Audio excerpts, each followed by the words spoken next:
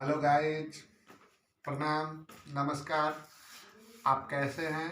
अगर मेरा गाना अच्छा लगे तो चैनल को सब्सक्राइब करें।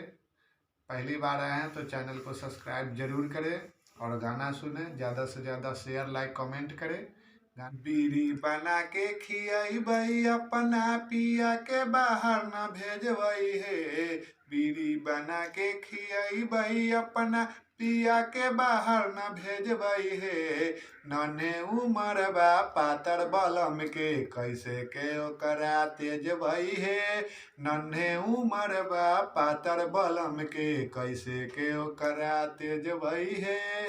हटा बनाई बाई पाटा खिलाई बाई तनको ना ओकरा खटाई बाई हे। कुछो ना मांग बाई आपन बालम से नैहर से मंगवाई बाई हे। झटा बनाई बाई पाटा खिलाई बाई तनको ना ओकरा खटाई बाई हे। कुछो ना मांग बाई आपन बालम से नैहर से मंगवाई बाई हे। नासाखोरी ना करे दे भाई गलती से परहेज भाई हे। नासाखोरी ना करे दे भाई गलती से परहेज भाई हे। नन्हे उमर बा पातर बलम के कैसे के ओकरा तेज भाई हे।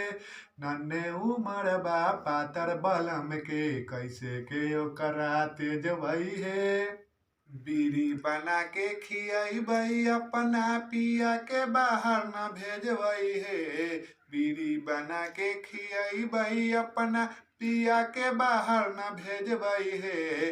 नन्हे उमर बा पातर बलम के कैसे के ओकरा तेजबई हे। नन्हे उमर बा पातर बलम के कैसे के ओकरा तेजबई हे।